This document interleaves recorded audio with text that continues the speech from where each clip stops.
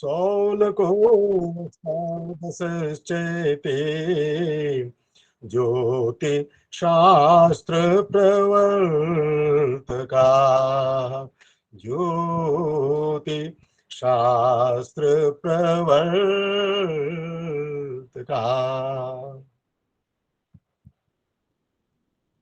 आप सभी का ज्योतिष शिक्षण कक्षा की आज की कक्षा में हार्दिक अभिनंदन है। आज हम जो पाठ सीखने समझने जा रहे हैं वो है शास्त्रीय विधि से, यानी सूर्य सिद्धांत के अनुसार लग्न की गणना करना। जिस प्रकार से संपात बिंदु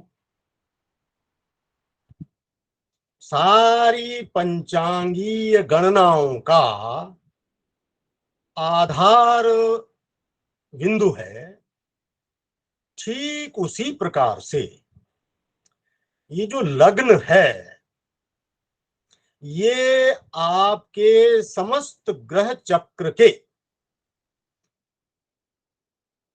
समझने या अध्ययन करने का आधार बिंदु है। और ये बहुत ही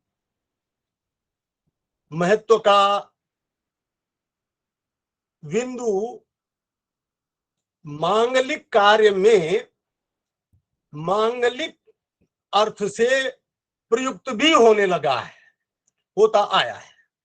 ये इस तरह से लोगों ने इसे महत्व प्रदान किया है। जैसे विवाह के लिए भी कहते हैं कि कब का लग्न निकला, अभी तक लग्न नहीं आया क्या, यानी विवाह का योग नहीं आया क्या, कब का लग्न निकला, विवाह की तिथि कब की बनी। इन अर्थों में लग्न शब्द अनेक अलग अलग तरीके से प्रयुक्त भी होता है। कहने का तात्पर्य ये है कि ये बहुत रचा बसा और बहुत परिचित शब्द है। हम आपको लग्न के बारे में पारिभाषिक तौर पर परिचयात्मक दृष्टि से पहले ही परिचित करा चुके हैं कि क्रांति वृत्त का जो भाग पूर्व दिशा में उदित होता है, किसी भी स्थान के लिए किसी भी क्षण विशेष में, वो बिंदु उस स्थान का उस क्षण के लिए लग्न कहलाता है। लगने शब्द से लग्न बना है, लगती लगता है, क्षितिज से लगता है, क्रांति वृत्त का भाग, तो वो लग्न हो गया। मैं आप सबके बीच में इस पाठ को, इस शिक्षण सत्र को लेते हुए कुछ अधिक ही सौभाग्यशाली अनुभव कर रहा हूं अपने को, कि जो बहुत बड़े समय, बहुत बड़े श्रम को लगाने से, तरह तरह के विद्वानों के आशयों को समझने से जो बड़ी कठिनाई से हमें प्राप्त हुआ है, वो हम आज आपको बहुत ही सरल तरीके से समझाने जा रहे हैं। पुस्तकों में कुछ तो अपनी समझ के अनुसार, विषय से परिचित अपरिचित होने के कारण और कुछ विद्वानों की अपनी जो शैली है विद्या को, विषय को स्पष्ट करने की, उसकी सहज असहजता के कारण, लेकिन पुस्तकें पढ़ने से आप या स्वयं मैं भी बहुत बहुत कठिनाई से ही इस विषय को समझ पाते हैं। लेकिन सचमुच आज आप देखेंगे, और ये आप बाद में भी अनुभव करेंगे जब आप इस विषय के साथ अपना अभ्यास बनाएंगे, कि वो कठिन विषय आपको बड़ी सहजता के साथ, सरलता के साथ समझ में आ रहा है।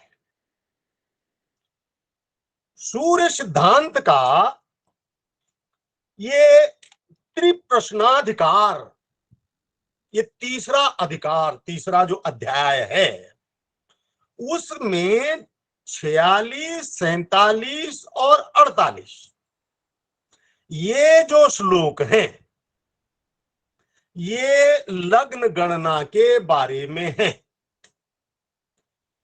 कहा गया है, गत भोग्या सवा कार्या भास्करादिष्ट कालिका सोदया सुहता भुक्त भोग्या भक्ता खवन्निभि अभीष्ट घटिका शुभ्यो भोग्याशून प्रविशोदयेत तद्वत् तदेश लग्ना शूनेवं यातान तथोत्कर्मात् शेषं चेत त्रिंशताभ्यस्तम अशुद्धेन विभाजितम भागहीनम च युक्तं च तल्लग्नं क्षितिजे तदा।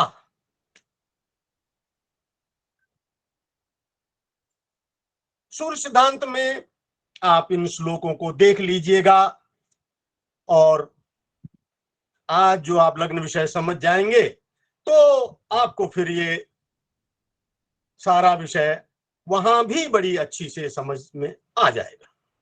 आइए शुरू करते हैं लग्न की गणना और उसकी आवश्यकताओं को, उसके लिए जो आवश्यकताएं हैं गणना की, उनको समझने की बातों का उल्लेख करते हैं। तो पहली जो आवश्यकता है लग्न गणना के लिए, आवश्यकता संख्या 1, वो है आपको सूर्योदय और सूर्यास्त की।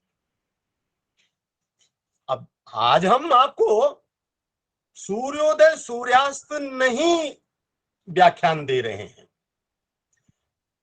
व्याख्यान तो लग्न गणना का है, लेकिन फिर भी थोड़ा स्मरण की दृष्टि से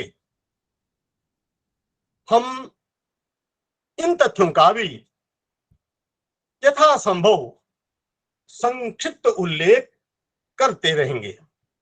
तो सूर्योदय आप जानते ही हैं कि निरक्ष देश के साथ, निरक्ष देश के सूर्योदय सूर्यास्त समयों को लेकर के आपके जो स्थानीय भौगोलिक अक्षांशगत स्थिति है उसके अनुसार और उसके अनुसार आप जो है चरांतर, वेलांतर और देशांतर, इन 3 गणनाओं का समावेश करके सूर्योदय और सूर्यास्त निकालते हैं। ये सारी विधि आपको पिछले वक्तव्य में, पिछले से पिछले किसी वक्तव्य में बहुत स्पष्ट कर दी गई है। इस प्रकार आपका सूर्योदय निकला और इस प्रकार आपका सूर्यास्त का समय निकला। ये सूर्योदय सूर्यास्त का समय हमको इष्टकाल की गणना के लिए चाहिए होता है। इसलिए अब जो दूसरी आवश्यकता है वो है आपको इष्टकाल गणना करने की। इष्ट माने चाहा हुआ जो समय हमको चाहिए गणना के लिए, जो हमारा आधार समय जो हमें लेना है, वो उदाहरण के लिए आज हमने जो लग्न गणना का विषय लिया है, उसके लिए हमने कल की तारीख का यानी 1 अगस्त 2022 की तिथि का 11:50 का समय उदाहरण लिया है। 1 अगस्त का 11:50 का जो समय है, इसका हमने उदाहरण लिया। तो आप कल का अर्थात 1 अगस्त का सूर्योदय और सूर्यास्त लेंगे। चूंकि हमने ये लग्न गणना सुविधा के लिए दिल्ली के लिए ही रखी है, जहां के लिए हमारा ये वैदिक पंचांग गणित किया गया है, ठीक उसी स्थान के लिए हमने ली है। तो 1 अगस्त का जो सूर्योदय है वो आपने देखा,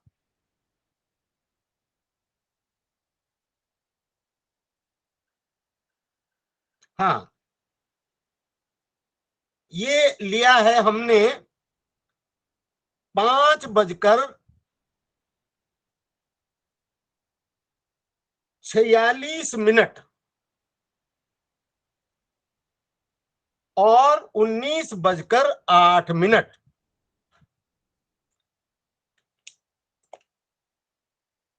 तो ये जो सूर्योदय है, ये मैंने गणना करके देखा कि 5:46 और 30 सेकंड के अति निकट का है।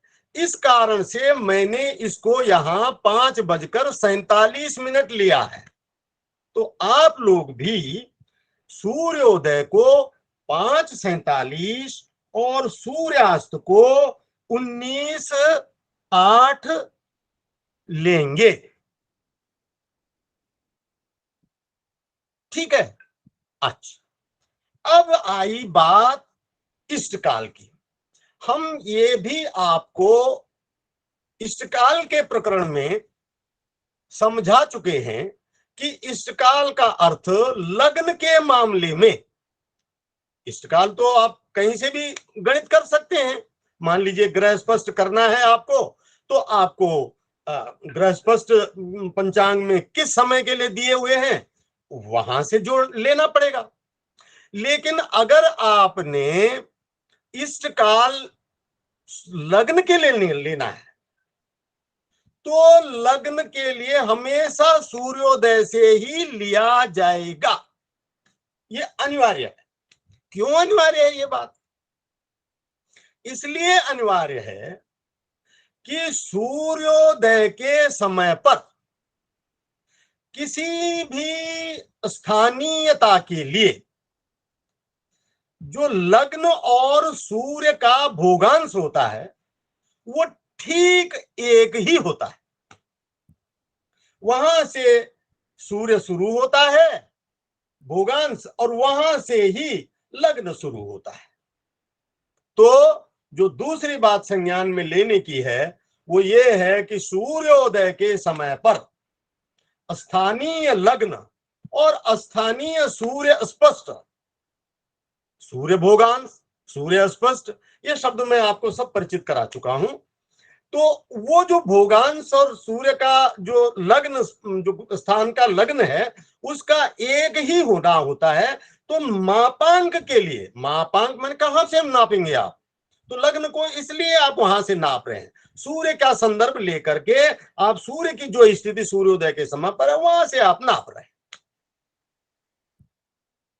ये हो गया आपका इष्टकाल का कारण। और इष्टकाल की गणित होती है सूर्योदय से आपके वांछित समय तक। इष्टकाल जो आपका लिया हुआ है, उसको जहां का समय आपने चाहिए, जैसे आप 11:50 का ले रहे हैं, तो ये 11:50 को आप 5:47 से नापेंगे, तब जो आएगा वो इष्टकाल आएगा। तो 11:50 में से 5:47 घटाया तो 6 घंटा 3 मिनट आया। अब चूंकि हम लग्न को अंश कला विकला घटी पल विपल इन गणनाओं के माध्यम से साधते हैं। इस कारण से इष्ट काल भी हमको घटी पल विपल में लेना होता है। तो 6 घंटा 3 मिनट को आप इष्ट काल के रूप में 6 घंटा 3 मिनट गुणा गया 2.5 से क्यों गुणा किया? क्योंकि 2.5 घटी का 1 घंटा।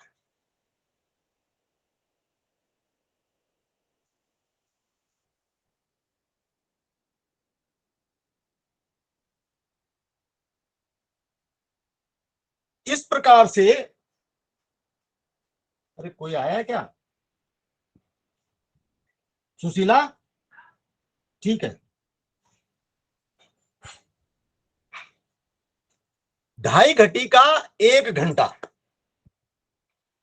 तो 2.5 से गुणा किया तो ये आपका आया 15 घटी 7 पल और 30 विपल। ये आपका इष्टकाल आया। तो दूसरे स्टेप तक का दूसरी आवश्यकता का कार्य आपका पूरा हो गया। आपने इष्टकाल जान लिया। आपको 15 घटी और 7 पल और 30 विपल के लिए लग्न चाहिए। वो लग्न 11:50 के लिए हो जाएगा दिल्ली के लिए 1 अगस्त का। अब जो तीसरी आवश्यकता है वो है कि आपको जो प्रातः काल है वहां का सूर्य की स्थिति 11:50 पर सूर्य की जो स्थिति रहेगी उस स्थिति की जानकारी प्राप्त करना। तीसरा कदम, तीसरी आवश्यकता, यानी इसको हमने क्या शब्द दिया था आपको? तात्कालिक ग्रह स्पष्ट, ये शब्द दिया था हमने आपको। तो 11:50 के लिए तात्कालिक सूर्य क्या होगा ये आपको जानकारी चाहिए। अब ये जानकारी कैसे चाहिए, कैसे पूरी होगी? इसका आपको पहले तो आपको 11:50 और 5 घंटा 30 मिनट के बीच का अंतर चाहिए। क्यों चाहिए अंतर आपको? क्योंकि आपका जो पंचांग है इसने 1 अगस्त 2 अगस्त या किसी भी दिन के लिए 5:30 के टाइम की स्थिति दी हुई है। आपको 5:30 की स्थिति दी हुई है 1 अगस्त की, 5:30 की स्थिति दी हुई है 2 अगस्त की। तो इन दोनों स्थितियों के सूर्य भोगांशों से आप ये देखेंगे कि एक दिन में सूर्य कितना चला है, सूर्य की गति कितनी है एक दिन में। अब ये जैसे ही आपको पता लग जाएगा तो आपके लिए सारी गणना बहुत आसान हो जाएगी सूर्य को 11:50 पर जानने के लिए। 11:50, 5:30, 6 घंटा 20 मिनट। सूर्य 24 घंटे में कितना गया? 2 अगस्त का सूर्य लिया 1:29:56, 1 अगस्त का सूर्य लिया 1:28:45, 1:28:58:41।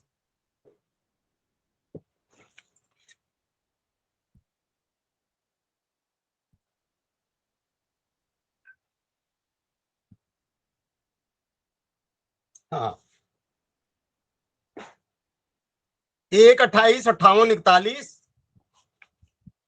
ये इसको 1:28:58:41 ही ये थोड़ा सा इसमें मैंने पता नहीं 1:28:58 लिया है।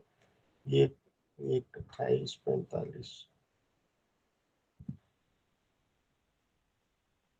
चलिए इसको ये जो अंतर है इसको ऐसे ही ले लीजिए,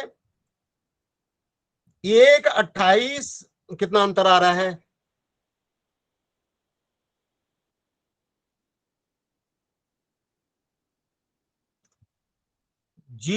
57 कला और 25 विकला, ये अंतर आया।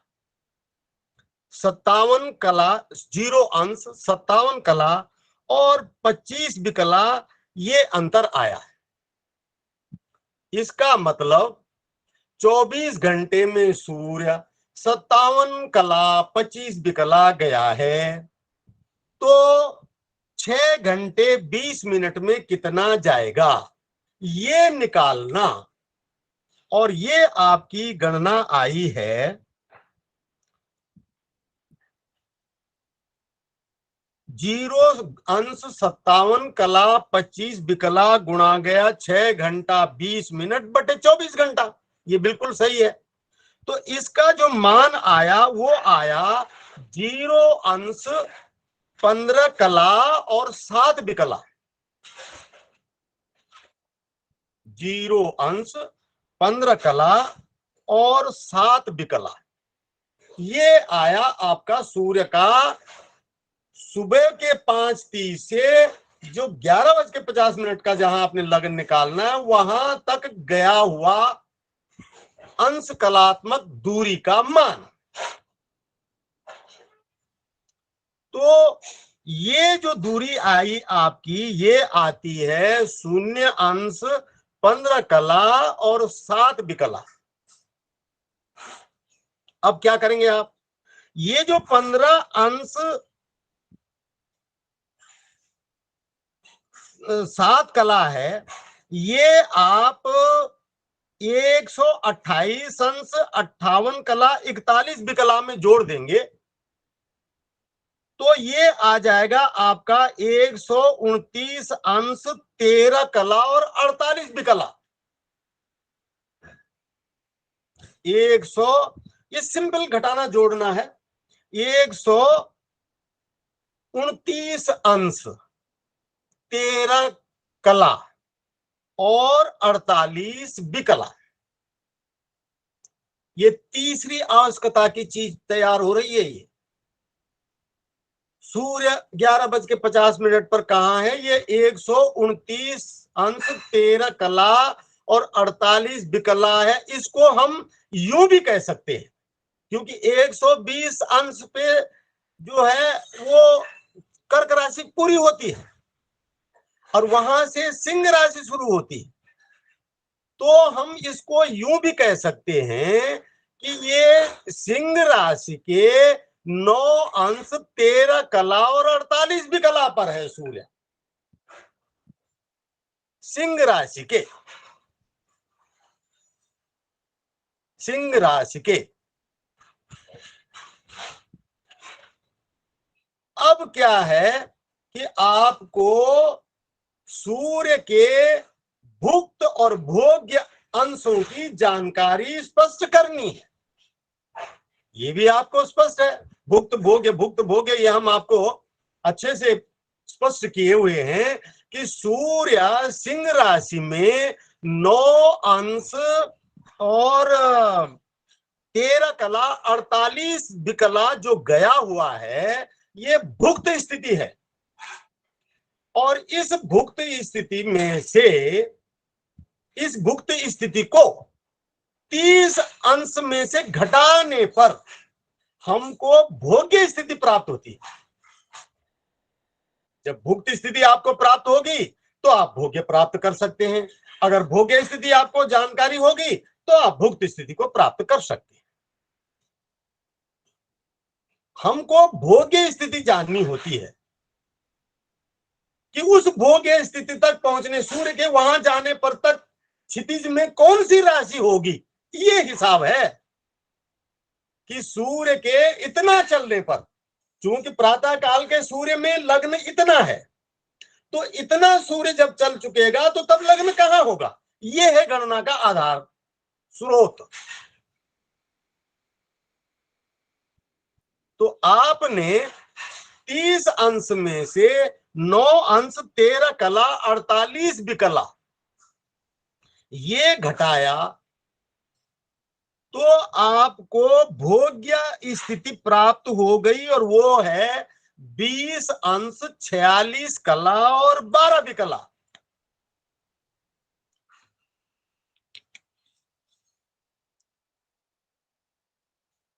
बहुत सुंदर। आपकी लग्न गणना की तो महत्वपूर्ण जानकारियां स्पष्ट हो गई हैं। पहली इष्टकाल, और दूसरा सूर्य का वर्तमान राशि में भोग्य अंश, भोग्य भोगांश, और वो आया आपका 20 अंश 46 कला और 12 विकला। अब आगे की जो आवश्यकता है वो है कि जिस स्थान के लिए ये दोनों, आशा करता हूं कि ये आपको दोनों बिंदु बहुत स्पष्ट हो गए होंगे, इस काल का और सूर्य के भोग्य अंशों का। भोग्य जो अभी सूर्य को बैलेंस है भोगने के लिए, जो स्पष्ट स्थिति आई 9 अंश और 13 कला 48 ये भुक्त हुई, और भुक्त और भोग्य हमेशा 30 अंश, राशि के कुल अंश 30 होते हैं, इसलिए भुक्त भोग्य जो भी होता है ये 30 अंशों का हिस्सा होता है। 30 अंश में से भुक्त को घटाया तो आपकी भोग्य राशि आ गई। अब अगली जो आवश्यकता है, ये दोनों ही आवश्यकताएं बहुत साधारण सी हैं, ये सब आपको पहले से पता है, पर चूंकि यहां लग्न गणना में इन आवश्यकताओं का उपयोग होता है इसलिए इनको यहां जानना जरूरी है। तो जो पंचम बिंदु है हमारे आज के शिक्षण का, वो है कि जिस स्थान के लिए आप लग्न निकाल रहे हैं उस स्थान का भूपृष्ठीय अक्षांश। और आप जानते हैं कि भूपृष्ठीय अक्षांश की गणना में आपको बड़ा स्पष्ट सभी कुछ दे दिया गया है कि जो भौगोलिक अक्षांश हमको एटलस में प्राप्त होते हैं उसको गणित करके हम भूपृष्ठीय अक्षांश प्राप्त करते हैं। और उसका सूत्र हमने आपको बताया था कि अक्षांश की स्पर्शजा गुणा गया 0.993350 और इसे गुणा करके जो आता है स्पर्शजा उसको हम फिर स्पर्शजा रिवर्स में प्राप्त करते हैं, तो उसका मान जो आता है वो हमारा जो है भूपृष्ठीय अक्षांश होता है। और दिल्ली का भूपृष्ठीय अक्षांश यहाँ गणना करने की उतनी आवश्यकता नहीं है, ठीक है, गणित कर दिया आपने, कर दीजिए उसको लोगों को एक बार एक ही जगह में, क्योंकि कुछ ऐसे भी हो सकते हैं जो पिछले पाठ में नहीं रहे होंगे और वो यहाँ लग्न के पाठ में होंगे तो उनको आसानी हो जाएगी। तो ये जो आपका आया भूपृष्ठीय अक्षांश, ये आया आपका 28 अंश 29 कला और 18 विकला।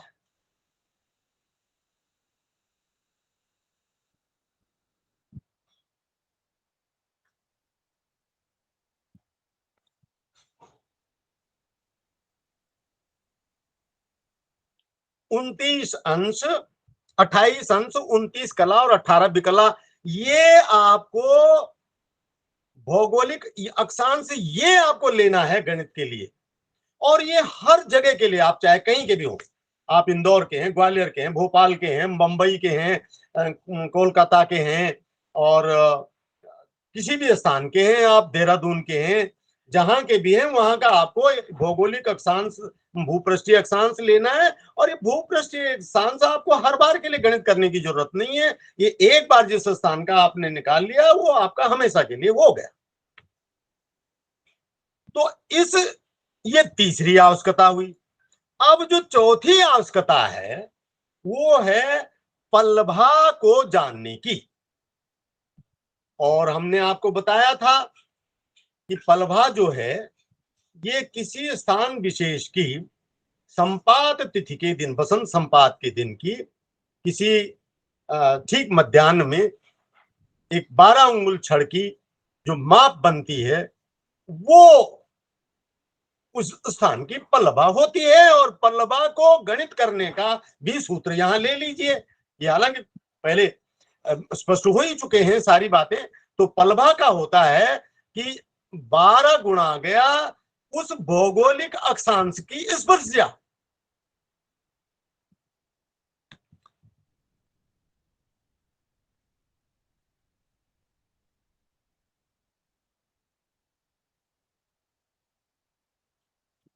भौगोलिक अक्षांश की स्पर्शजा। तो ये आया आपका 10 28 अंश स्पर्शजा 28 अंश 29 कला 18 विकला गुणा गया 12 6.5124 और पल्लवा निकालने के बाद आपको आवश्यकता होती है चरखंडों की। बहुत आसान है, कुछ भी कठिन नहीं है। पल्लवा निकालना आसान हो गया और पल्लवा के बाद चरखंड बनाना, चरखंड बनाना उससे भी आसान है। उसके 3 खंड होते हैं। पहले खंड माने जो आपका पल्लवा आई है इसको 10 से गुणा कर दो, दूसरे यानी कि उसको 8 से गुणा कर दो और तीसरे यानी कि उसको 10/3 से गुणा कर दो। 10 8 और 10/3 ये 3 खंड होते हैं। कुछ भी कठिन नहीं, आसानी से आपको पल्लवा के चरखंड बन गए। तो ये जो चरखंड आए आपके, ये आया पहला खंड 65.1231 पल।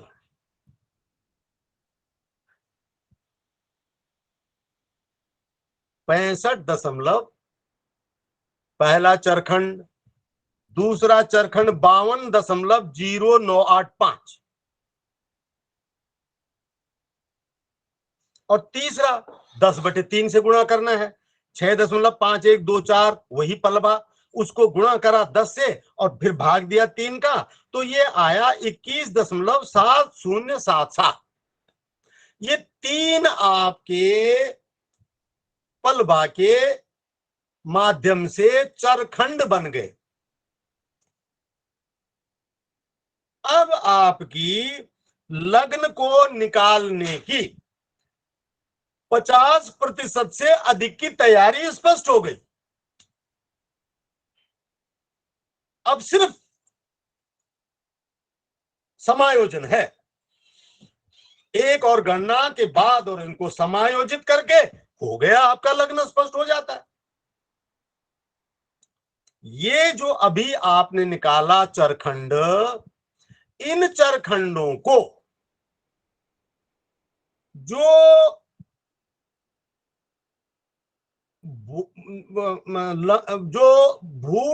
जो निरक्ष देश के लंकोदयमान होते हैं, और वो लंकोदयमान कितने होते हैं ये आप नोट कर लीजिए। इसकी भी गणित है और बहुत आसान गणित है, लेकिन आज मैंने उस गणित को यहां पर नहीं लिया है और ये हमेशा ये आपकी यही रहेंगी। इसलिए आप इनको गणित करेंगे तो वो एक ही बार गणित करेंगे, आपके स्थान के लिए एक बार ही फाइनल हो जाएगा। इन गणितों को आप ले लीजिए। ये हैं, पहला है मेष और मीन और कन्या और तुला, इन 4 राशियों के लिए, या अलग अलग कर लीजिए आप राशियों को। मेष और मीन 279.107732 पल, ये गणितीय मान।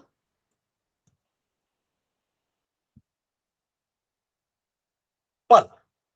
और दूसरा है वृषभ और कुंभ और सिंह और वृश्चिक के लिए। ये है क्योंकि चरांतर 3 ही है, इन्हीं तीनों को 12 राशियों में होता है, तो ये 4 राशियों के लिए एक होता है। तो दूसरा है 299.0822512।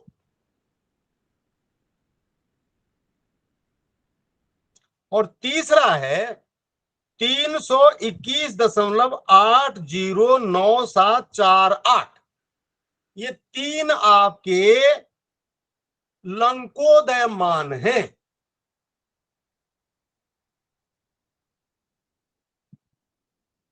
ठीक है, इसी तरह से सबके लिख लीजिए।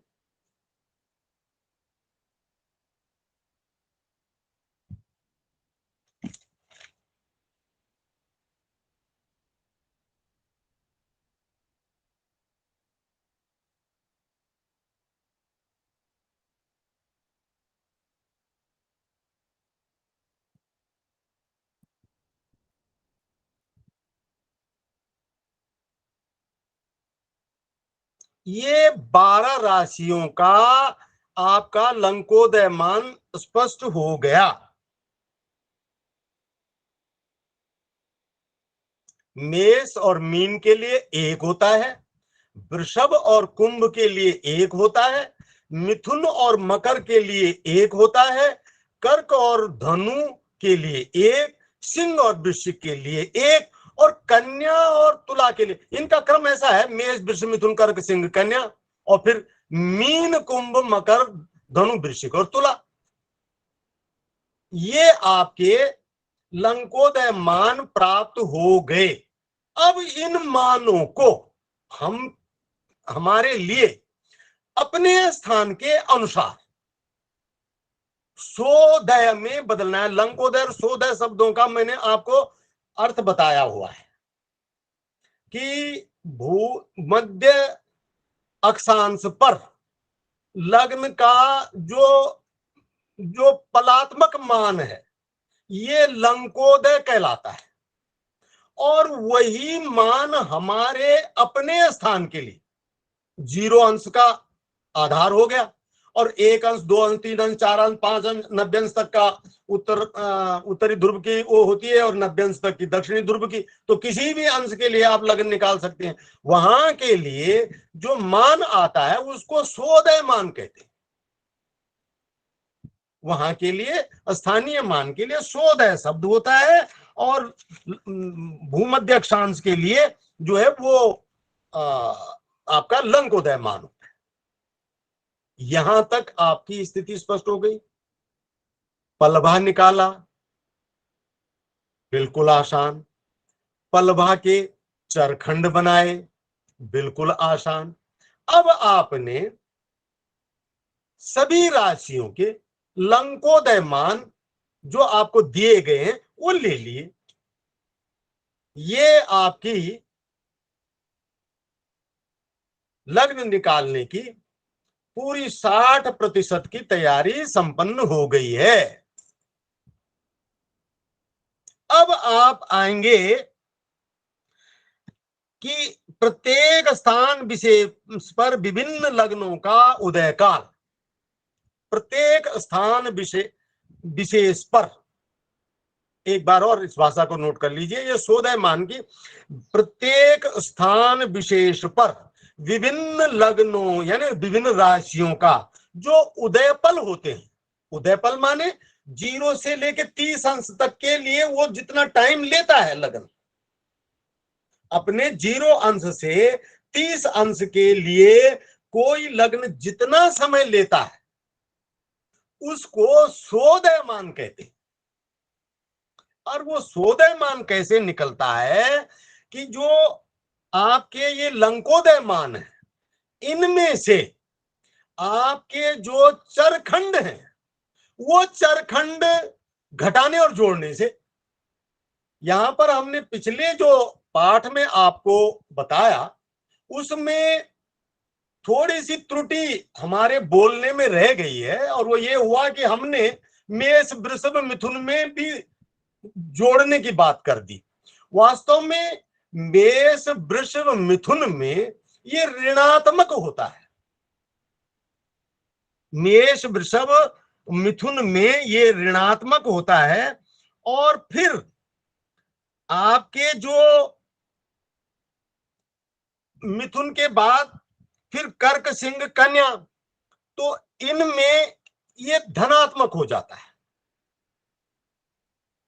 और इसी तरह से जो मेष में होगा वो मीन में भी होगा। ये बिल्कुल ठीक है। ये तो मेष और मीन के लिए प्रथम चरखंड, मेष और मीन के, मेष के लिए प्रथम चरखंड, वृषभ के लिए दूसरा चरखंड और मिथुन के लिए तीसरा चरखंड। बहुत स्पष्ट। चरखंड, पलवा के जो 3 खंड बनाए हैं आपने वो चरखंड। पहला खंड वो था जो 10 से गुणा, दूसरा खंड वो था जो 8 से गुणा और तीसरा खंड वो जो 10/3 से गुणा। इस तरह के 3 खंड बनाए थे आपने। तो मेष और मीन के लिए माइनस पहला खंड, वृषभ और कुंभ के लिए माइनस, किस में से माइनस? उल्लंक उदयमान में से माइनस। और तीसरे के लिए तीसरा। अब इसके बाद जो अगले खंड हैं ये आपके प्लस हो जाएंगे।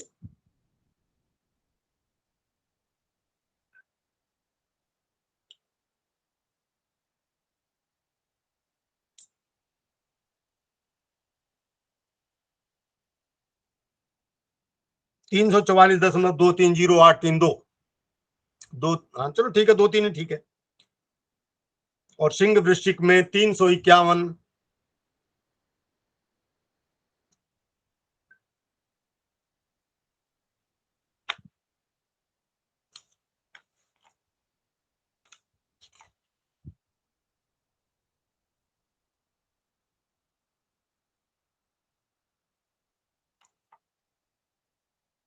और अंत में कन्या तुला के लिए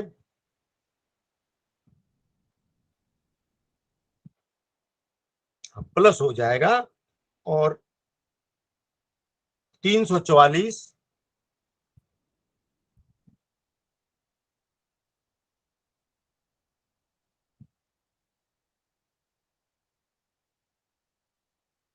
230।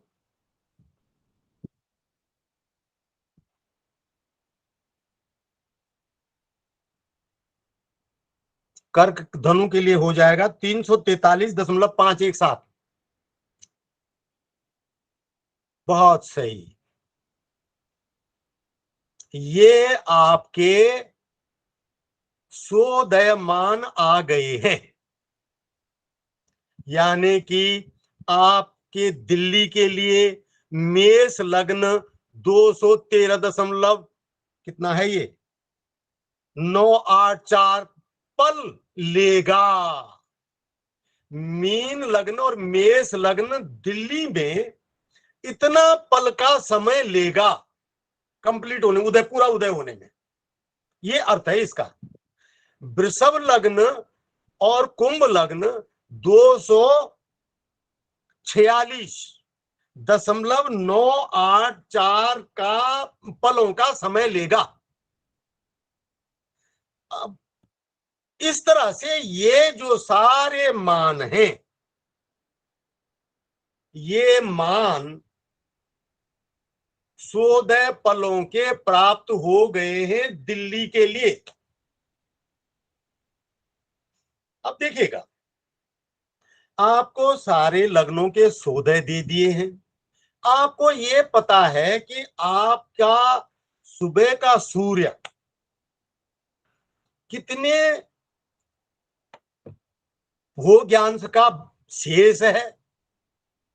तो उस जो लग्न की जो भोग्य अंश आदि हैं वो कितने देर में पूरे होंगे, ये आपको अब आकलन करना है। और एक विषय जो थोड़ा शास्त्रीय ज्ञान का है और आपको जानना आवश्यक है। आपने देखा है कि श्लोक में लिखा है गत भोग्या सवह कार्या भास्करादिष्ट कालिका। भास्कर के इष्ट काल से लेकर के लिए जो भास्कर के भोग्या सव है, भोग्या सव असव असु, असु असु असव, असु का बहुवचन है। असु क्या होता है? अब आप ये कहेंगे कि सूर्य सिद्धांत श्लोक में असु कह रहा है और हमारे यहां असु का विषय आया ही नहीं। आपको जब आप खुद किताब देखेंगे तो आप एक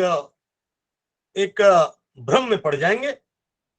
तो उसको स्पष्ट करने के लिए मैं आपको ये बात कह रहा हूं, जो मैं अब कह रहा हूं, वो ये है कि जो असु होते हैं, असु का अर्थ होता है प्राण। जैसे हम मनुष्यों का प्राण होता है 21,600 पल का, 600 सांसों का, ऐसे ही जो पूरा एक चक्र दिन का पूरा होता है, उसका भी 21,600 पलों का समय होता है। तो असु जो हैं वो आपके पलों का 6 गुना होते हैं, 6 टाइम्स मोर देन। हमने यहां असुओं को न लेकर के सीधे पलों को लिया है, इसलिए कि एक गणना का स्टेप कम कर दिया हमने आपके लिए। हम असुओं में लेते, फिर असुओं को पलों में बनाते, तो असुओं को पलों में बना करके फिर आपको आगे बढ़ाते। तो हमने सीधे सीधे पलों में ले लिया है। इन्हीं पलों को, उदाहरण के लिए आप देखिए कि आपने जो मेष के आपके पल आए 213.984, ठीक है, ये आए आपके पल। अगर आप असुओं में निकालते, क्योंकि जो हमने आपको लंकोदय मान नोट कराए हैं, ये हमने पलों में नोट कराए हैं, ये सूर्य सिद्धांत में असुओं में भी दिए हुए हैं।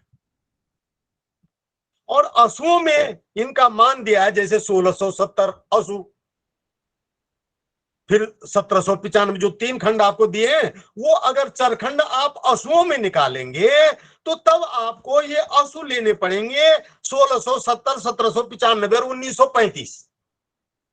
उसकी जगह हमने आपको सीधे सीधे पलों में ले आए हैं 279, 299 और 321।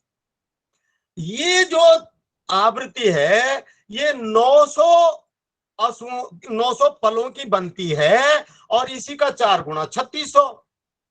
तो कहने का मेरा तात्पर्य है, ये बिल्कुल अलग बात है, आपको गणना पर मैंने जहां छोड़ा था आप वहां न भूलें। ये अतिरिक्त तौर पर मैं आपको ये सूचना दे रहा हूं कि आप गणना को असुओं में निकालें या पलों में निकालें, बात एक ही है। हमने गत भोग्या सबह कार्या भास्करादिष्ट कालिका सोदया स्वता भुक्त भोग्या भक्ता खैन भी, उन्हीं को आपने भुक्त भोग्य में बढ़ाना है। तो हमने पलों में आपको जानकारी दी, और आपको आगे भी अपने अभ्यास में भी आपको ये पलों में ही लेनी। तो ये असवों और प्राण और पलों की बात स्पष्ट हुई। अब आए आप फिर अपने विषय पर, जहां से हमने आपको गणना में पहुंचाया था। गणना पहुंच गई है आपकी 16 पलों तक की, कि आपके मेष वृष के 16 पल 213.984,632 ये हुए, यहां तक आप पहुंच गए। अब इन गणनाओं को ले लेने के बाद आपका जो कार्य है ये 75% पूरा हो गया। अगर आप यहां तक ठीक ठीक समझ गए हैं तो आप समझ लीजिए कि लग्न सिद्धि में आपने 75% की 75 भाग जो हैं ये पूरे कर लिए हैं। एक बार थोड़ा सा आपको एक दोहरा देता हूं। आपने सूर्योदय सूर्यास्त निकाला, आपने जिस टाइम के लिए आपको लग्न निकालना है उस टाइम के आधार पर आपने इष्टकाल निकाला, और आपने जिस स्थान के लिए लग्न निकालना है उस स्थान का भूपृष्ठीय अक्षांश निकाला। चौथा काम आपने जो किया वो भूपृष्ठीय अक्षांश को के आधार पर आपने पल्लवा ज्ञान किया, और पांचवा काम आपने ये किया कि उन पलभा से आपने चरांतर बनाए।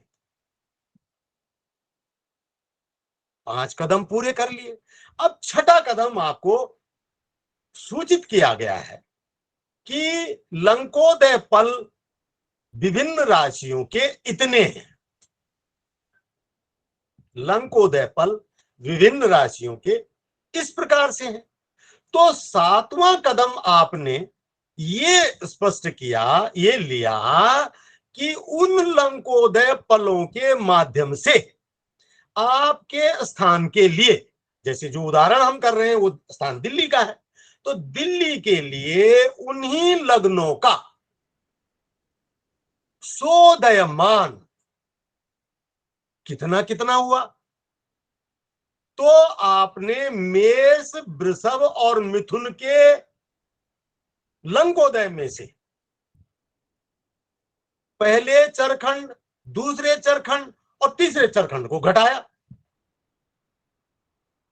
तो इस प्रकार से आपको मेष, वृष और मिथुन के चरखंड प्राप्त हो गए। यही चरखंड मीन, कुंभ और मकर के लिए भी होते हैं। अब इसके बाद कर्क, सिंह और कन्या के लिए लिया, तो इन्हीं चरखंडों को कर्क, सिंह और कन्या के लिए प्लस करते हुए, पहला चरखंड कर्क में प्लस, दूसरा चरखंड सिंह के लंकोदय में प्लस, तीसरा चरखंड कन्या के लंकोदय में प्लस। तो ये आपके जो स्थान के लिए सोदय मान आ गए, वहां के लग्नों का मान आ गया।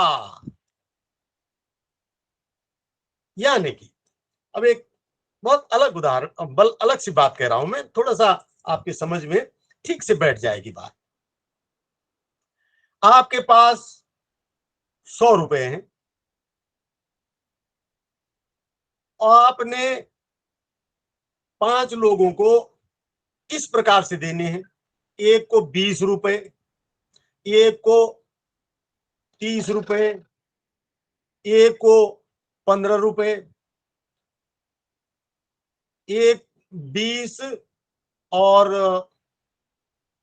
30, 50 और 15 65, और एक को देने हैं आपने, हाँ 20, 15 और 30, कुछ भी कर लो, मतलब वो तो एक मैं आपको जस्ट एक समझाने के लिए। और आपके पास कुल पूंजी है 100 रुपया। अब ये जो कुल पूंजी है आपके पास, ये है आपका इष्टकाल। इस इष्टकाल में आपको इन को विभक्त करना है। तो ले भैया तेरे 20 है तू ये ले जा, 15 है तू ये ले जा, 30 है तू ये ले जा, जिस जिसके जितने हैं वो उतने दे दी। आखिर में आपके पास एक स्थिति ऐसे आएगी कि आपके पास देने के लिए पैसे जो हैं वो कम पड़ जाएंगे। ऐसी स्थिति आ गई, माना आखिर वाले को 25 रुपए देने थे, आपके पास अब 15 ही बचे। तो वो जो 15 रुपए बचने वाली स्थिति है, उस स्थिति में आपको कितने रुपए और चाहिए? तो आपको 15 रुपए की जगह में आपको 10 रुपए और चाहिए। वो जो 10 अशेष हैं जो आपके पास है नहीं, आपको चाहिए, वो की गणना को स्पष्ट करना है, लग्न को जानना। अब आप इस काल में से इन पलों को, जिस जिस लग्न का जो जो पल है उसके मान को घटाते चले जाएंगे, जो अंतिम बचेगा उसके हिसाब से आपका लग्न का निर्धारण हो जाएगा। सीधा सा संक्षिप्त बात ये है। अब आइए आप लग्न निकालने की अगली प्रक्रिया। इस प्रकार आपने स्थानीय सोदय लग्नों के पृथक पृथक राशिमान निकाल लिए। हाँ, अब यहां पर आपने मेरे मुख से एक राशिमान शब्द सुन लिया। आप कहेंगे कि राशिमान आपने पहले तो बोला ही नहीं है, तो ये राशिमान क्या हुआ? राशिमान भी सोदय मान का ही नाम है। अंतर यह है कि लंकोदय मान भी राशि मान ही है और सोदय मान भी राशि मान ही है। राशिमान का अर्थ होता है किसी भी लग्न का कहीं पर भी जितना मान होता है वो राशिमान कहलाता है। तो लग्नो जो लंकोदय, सोदय और राशिमान, इन शब्दों का जो स्पष्ट अंतर है वो आपको स्पष्ट हो गया कि अब आपने इस प्रकार आपने स्थानीय सोदय लग्न, स्थानीय सोदय लग्नों के पृथक पृथक राशिमान निकाल लिए। आगे लग्न की विधि अब जो है वो स्पष्ट हो जाती है। अब आप 75% से आगे बढ़ रहे हैं। तो देखिए, आपको हमने सूर्य का भोग्यमान जानने को दिया था शुरू के तीसरे स्टेप में। तो सूर्य की वर्तमान राशि के भुक्त अंश वो आपने देखा कितने थे, वो 20 अंश, 46 कला और 12 ये भोग्य अंश थे ये। हाँ, ये 20 है। बहुत सुंदर, बहुत अच्छा, बहुत ही सुंदर। अब ये सारा जो लेखन है, जो ये डिस्प्ले हो रहा है, ये आपको जो भी लोग इस विषय में गंभीरता से सीखने में रुचि रखेंगे उनके लिए ये बहुत मदद पहुंचाएगा।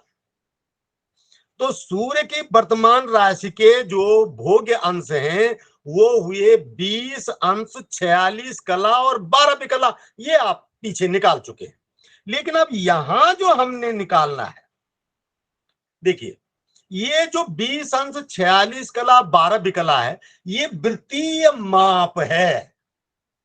और हमको जो पल दिए गए हैं ये काल माप है। इतने अंशों को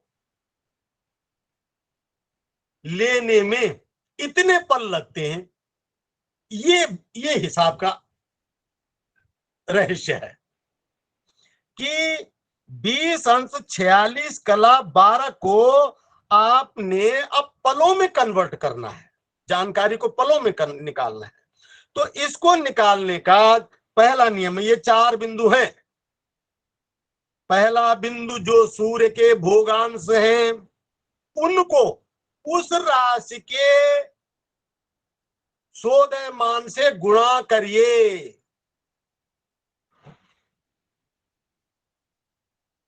हाँ, 30 अंश के लिए 351 दशमलव इतना पल, तो एक अंश के लिए कितना, तो अब आपके लिए 20 अंश, 46 कला, 12 विकला के लिए कितना,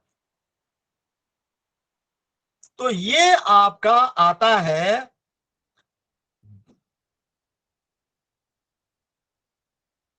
243.1343 पल। इतने पल 243.1343 या चाहे 13 ही लिख लो, कोई वो नहीं है। इतने पल लगेंगे उपरोक्त जो इसके वो है सूर्य को इतना और भुगने में। यानी सिंह राशि के सूर्य के 20 अंश, 46 कला, 12 विकला को भोगने में, कंज्यूम होने में समय का जो मान लगेगा वो 243 पल लगेगा। 243.13 पल लगेगा, ये समय लगेगा इतना सूर्य को भोगने में। अब आपके पास जो इष्टकाल है, वो जो पूंजी, जो मैंने कहा था कि पूंजी है आपके पास 100 रुपए की, वो पूंजी है आपके पास इष्टकाल, और वो है 15 घटी 7 पल और 30 विपल। इसको सारे को पलों में बदल लो।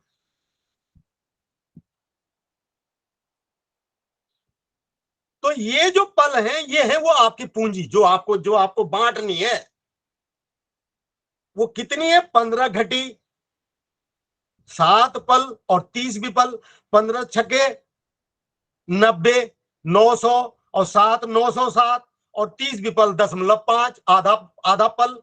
तो ये आपके पास है 907.5 पल। इसको ध्यान रखना है। 907.5 पल का आपके पास कुल मान है, कुल है।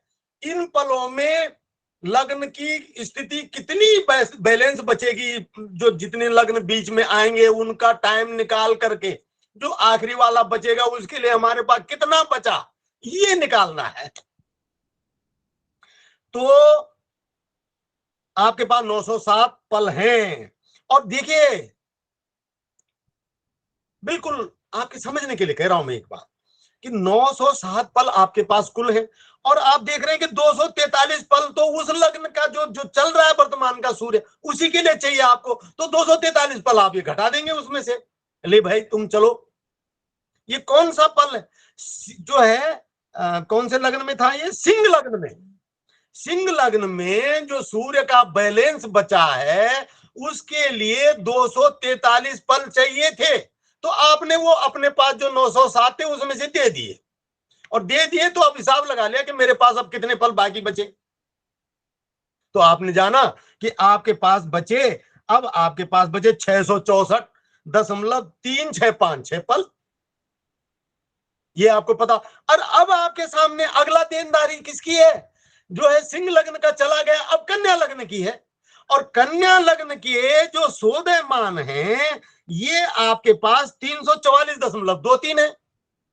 तो ये 344 तुम्हारे हैं भैया कन्या लग्न, ये तुम भी ले लो। आपने वो भी दे दिए। यहां से देखिए कन्या लग्न के कहां पर है कन्या लग्न, ये है कन्या लग्न के 344, बिल्कुल बहुत अच्छा, आपने ये भी दे दिए। अब 344 को देने के बाद में 664 में से 344 देने के बाद आपको अब अगले के देने हैं। अगला लग्न आया तुला। तुला लग्न के लिए आपके पास बचे हैं 320.1348 पल, ये बचे हैं आपके पास। और तुला लग्न वाले को देने के लिए चाहिए आपको 344, वो आपके पास है नहीं। तो शास्त्र कहता है, सूर्य सिद्धांत कहता है कि जिस लग्न के लिए आपके पास पल नहीं बचे हैं उस लग्न को अशुद्ध राशि कहते हैं। अशुद्ध राशि, तो ये तुला जो है ये आपकी अशुद्ध राशि हुई। इसके लिए आपके पास नहीं है पूरा हिसाब किताब। तो भैया पूरा हिसाब किताब नहीं है तो मैं अपने पास नोट कर लेता हूं कि है कितना, ये जानकारी ले लेता हूं कि लेन देन जो बाकी बचा वो कितना बचेगा। उसका हिसाब का जानकारी प्राप्त करने के लिए आपको इस 320 को, जैसे इष्टकाल को आपने उसमें बदला, अंश कलादि को आपने इष्टकाल में घटीपल में बदला। अब आपके पास ये जो पल बचे हैं इसको आप अंशों में बदल दोगे।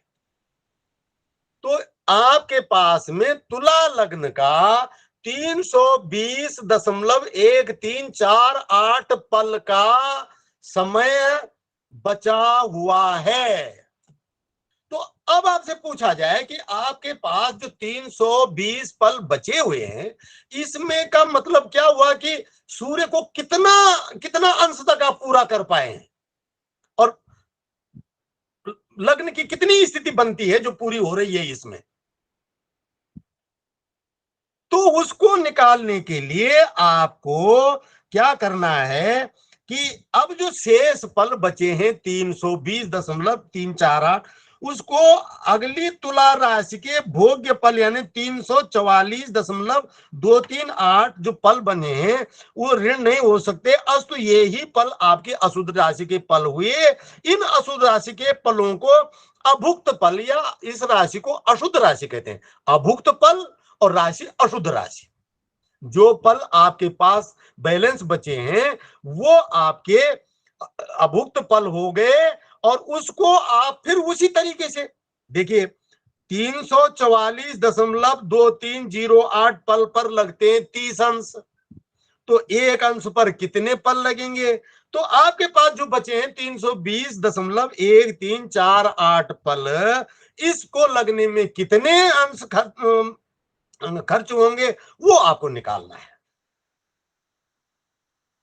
देखिए इसको, हाँ, बहुत उससे एक एक स्टेप की गणना को स्पष्ट करते हुए, आपके पास 320 अंश 1348, 320.1348 ये पल बचे हुए हैं।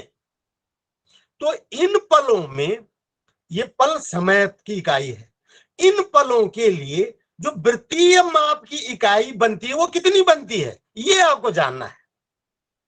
तो वो है कि 320.1348 को 3 से गुणा करके, और 30 से गुणा करो, 30 से गुणा करके उसको फिर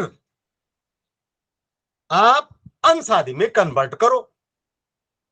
320 वो 330 गुणा गया 30 गुणा गया 320.1348, बल्कि इसको पूरा लिख लो क्योंकि बाद में फिर कठिन पड़ेगा समझ। इनको इस तरह से ही लिखो, 344.2348 पल पूरे होंगे 30 अंश में।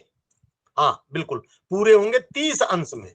इसलिए एक पल कितने में पूरा होगा, तो 30/344.2308। थोड़ा ये भी लिख दें तो जरा ज्यादा सही रहेगा ना, स्पष्ट हो जाएगा इनको। 344 क्या है, ये तुला लग्न का जो है सोदयमान है। अगर इतने पल होते तो उसमें 30 अंश पूरा हो जाता लग्न हमारा, वही तो हम नहीं दे पाए तुला लग्न वाले को।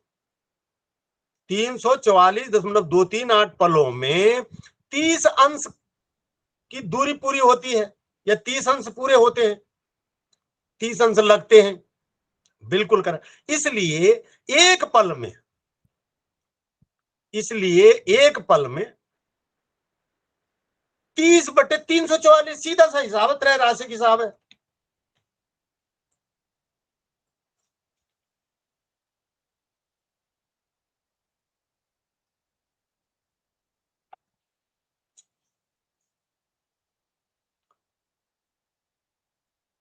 अब 320 क्योंकि हमारे पास बचे हुए इतने ही हैं, इतने पलों में कितने अंश का मान हुआ, कितने अंश लगे, कितना अंश बनता है, इसकी वैल्यू ऑफ द टाइम, इन 30 पलों की वैल्यू वृत्तीय चाप में कितनी है। तो आपने इसे 320 से दशमलव इसे 3 से गुणा करा, 344 से भाग दे दिया।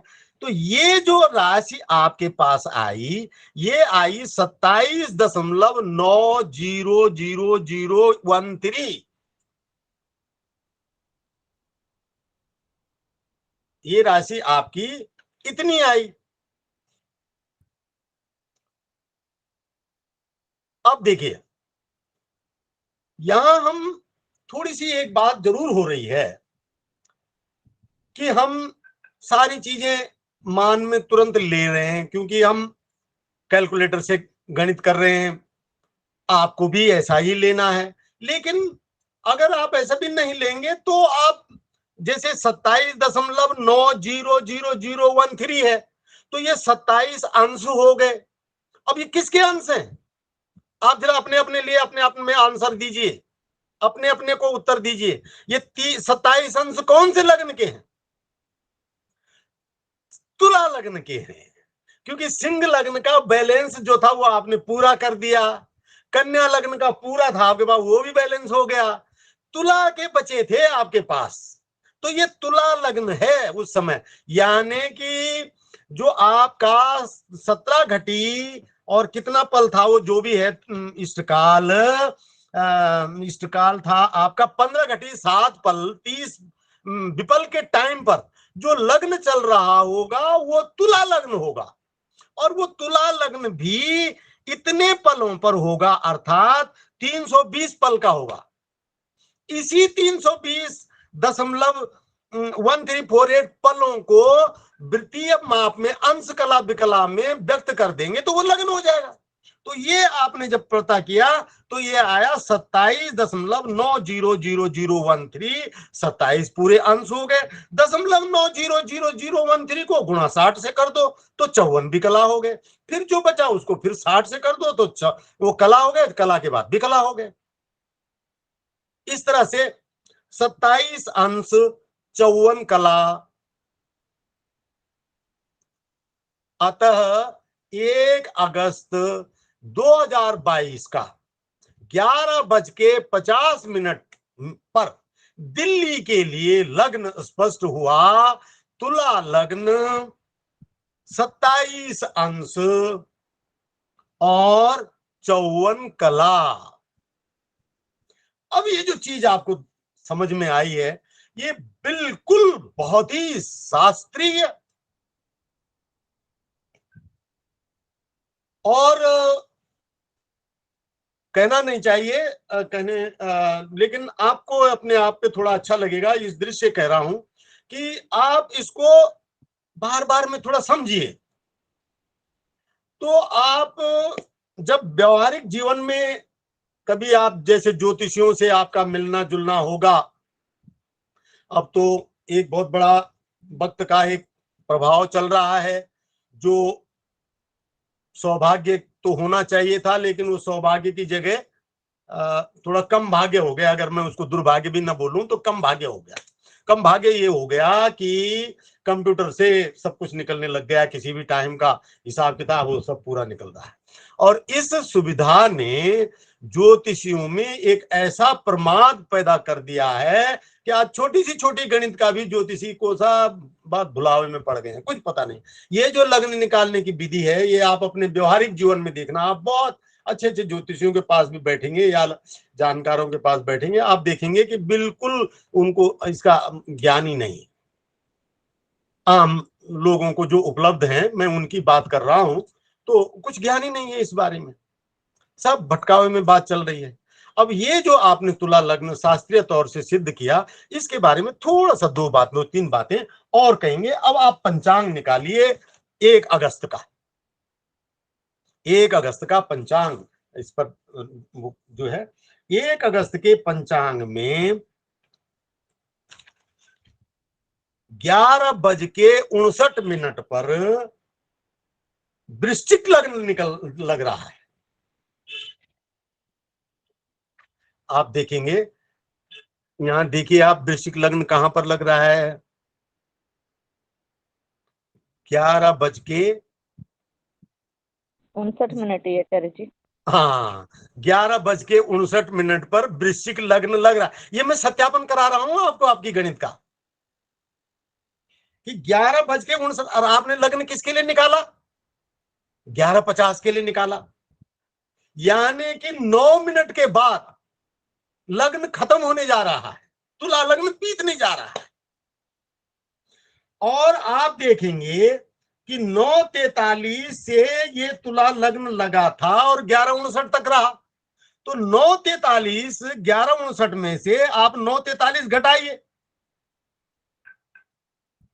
तो ये आया आपका 2 घंटे 16 मिनट। 2 घंटे 16 मिनट का लग्न मान था आपका तुला लग्न का। तुला लग्न का लीजिए, मैं भी कैलकुलेटर थोड़ा सा देख लूंगा, थोड़ा बात और स्पष्ट कर पाऊंगा मैं।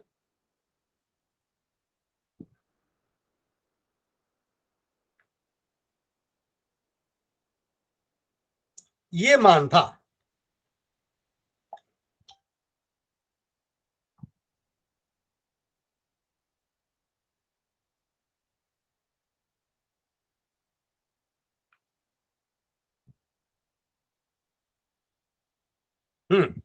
ये मान आया आपका 136 मिनट का।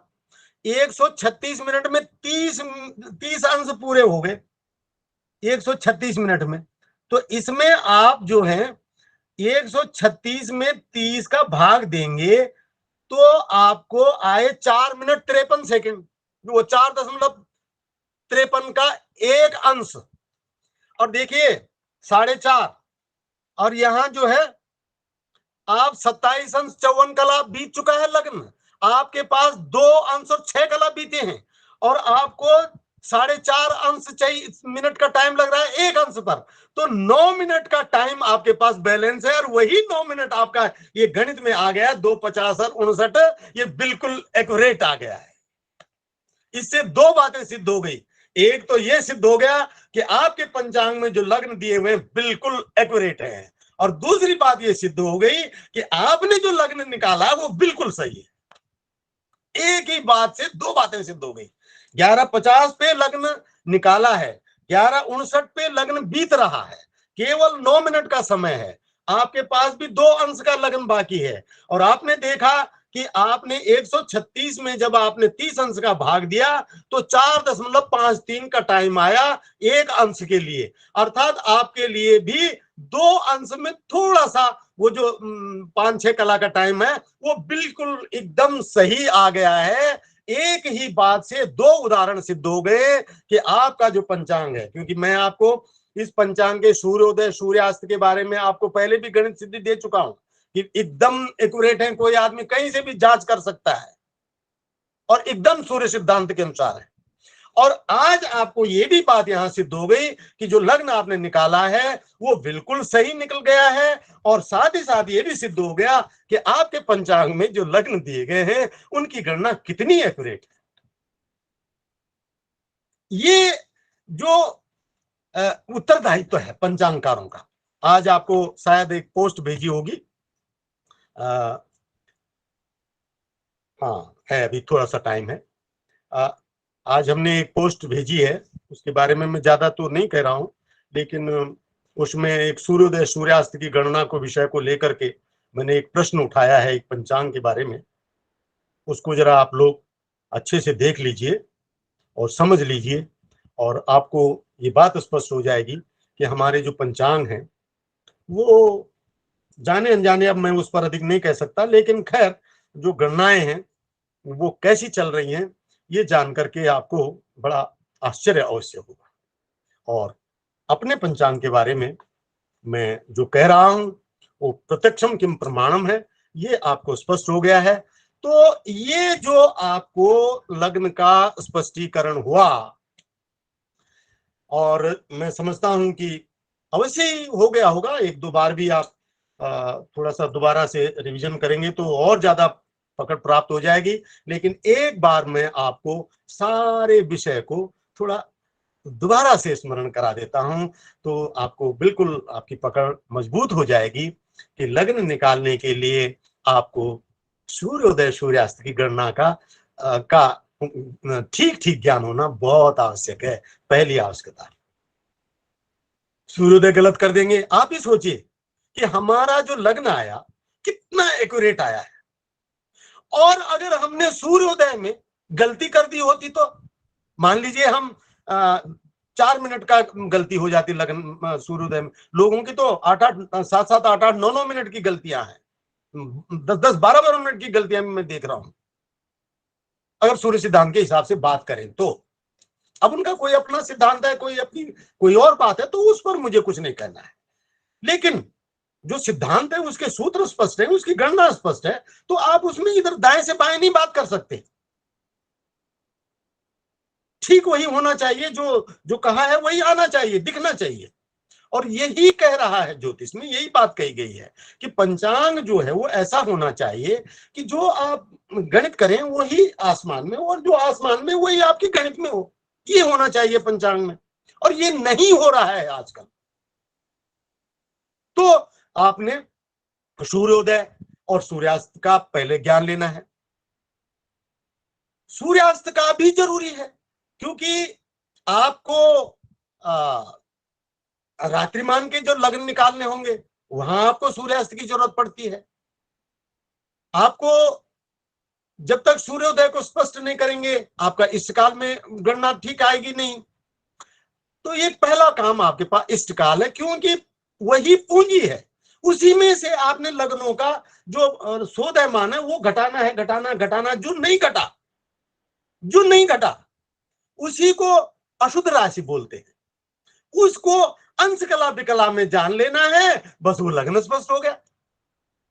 तो पहला काम सूर्योदय सूर्यास्त का, दूसरा काम इष्टकाल का, और तीसरा काम कि जो सूर्य स्पष्ट आपको जानना है वो उस समय का जानना है जिस समय के लिए आप लगन निकाल रहे हैं।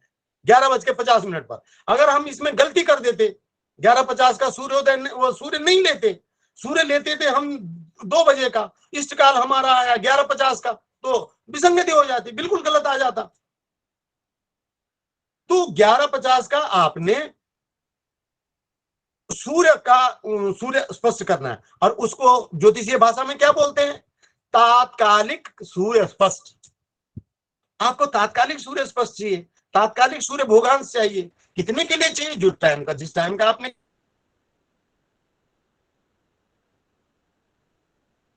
कितने बजे के लिए सूर्य दिया हुआ है उतने का टाइम अंतराल का, और सूर्य की गति के अनुसार त्रैराशिक गणित से आप मान निकालेंगे। उस मान को आप उस दिन, जिस दिन का लगन निकाल रहे हैं, उस दिन के सुबह के यानी 5:30 बजे के दिए हुए सूर्य में जोड़ देंगे। वो आपका आया था, वो सूर्य आ जाएगा तो आपको ये पता हो जाएगा कि ये सूर्य कितने भुगतांश हो गए और कितने भोग्यांश हैं, कितने जानने जो अंश बाकी हैं वो कितने हैं।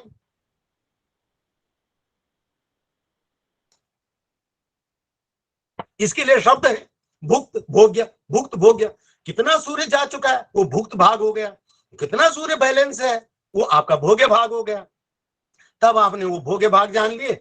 अब भोग्य भाग जानने के बाद में आपने आगे उनकी फिर भोग्य भागों के आपने पल बना लिए। और अब इसके बाद अगला कदम था, आपने लंकोदय मान नोट कर लिए, सारे राशियों के लंकोदय मान। नहीं, इससे पहले आपको पलवा ज्ञान, जिस जिस स्थान के लिए आपने निकाला उस स्थान के आपने अक्षांश शोधन किया और भूपृष्ठीय अक्षांश जान लिया। उस भूपृष्ठीय अक्षांश से आपने फिर आपने पलवा मान निकाल लिया। जब पलवा मान निकाला तब आपने फिर चरांतर मान निकाला। पलवा से आपने 3 चरांतर बनाए। तो वो 3 चरांतरों के बाद आपने लंकोदय मान नोट किया। लंकोदय मान नोट करने के बाद आपने हर राशि पर जो है हर राशि का सभी लग्नों का शोधय मान ज्ञात कर लिया।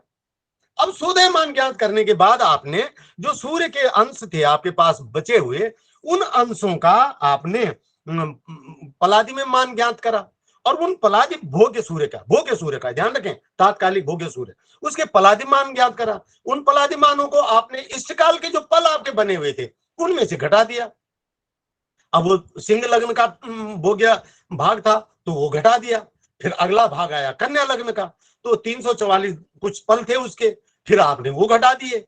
अब आपका अगला जो था वो तुला के पल बचे। जो तुला के लिए जो आपका पल बचे थे वो पल तुला के संपूर्ण शोधय मान के बराबर नहीं थे, तो वो आपके बैलेंस हो गए। अब जब बैलेंस हो गया तो उसी को आपने पुनः अंश कलादिक स्थिति में बदल दिया। अंश कलादिक स्थिति में बदलने के बाद आपको जो है उनकी उसकी स्थिति स्पष्ट हो गई कि 27 अंश तुला लग्न जो है 27 अंश और 54 कला का चल रहा है। तो ये सब आपने कदम कदम करके एक एक गणित को स्पष्ट समझते समझते आपने लग्न का मान स्थायी स्थिर रूप से अच्छे रूप से ठीक ठीक तरीके से निकाल लिया।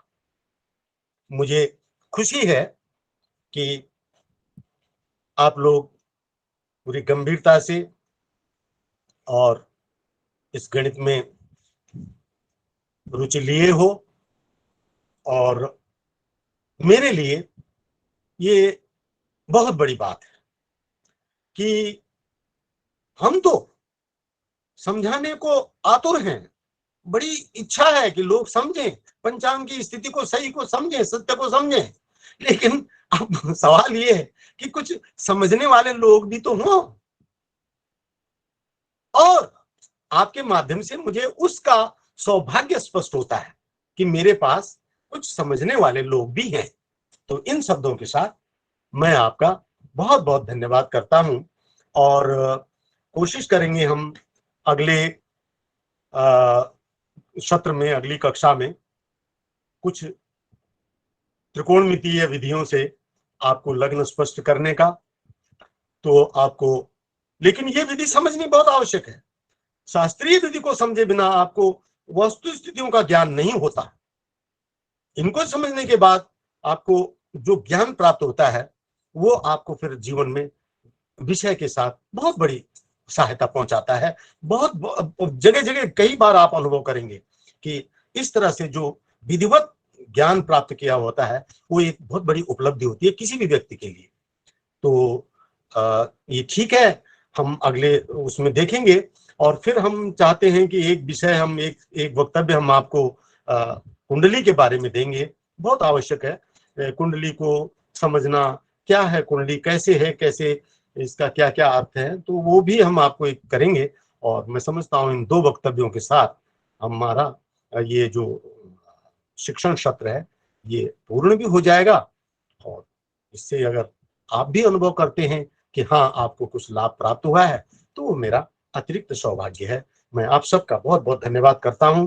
और मुझे आज आप सब लोगों की तरफ से 11,000 रुपए का योगदान मिला है। और इस सब के लिए आज ही मुझे श्रीमान हिमांशु जी ने ये धनराशि उपलब्ध की है। मैं बहुत भाव विभोर हूँ आपके इस योगदान के लिए। और ये योगदान आपका इस पंचांग को, कार्य को जो हम गति दे पा रहे हैं उसमें इसका पवित्र योगदान आपका उसमें उपयोग में आएगा। मैं इस सब के लिए आपका पुनः पुनः बहुत बहुत धन्यवाद करता हूँ। ओम शांति। जी आचार्य जी का बहुत बहुत धन्यवाद। इस कक्षा को यहीं पर विराम कर रहे हैं। तो आइए सब मिलकर एक बार ओम का उच्चारण करें और फिर हम जा सकेंगे।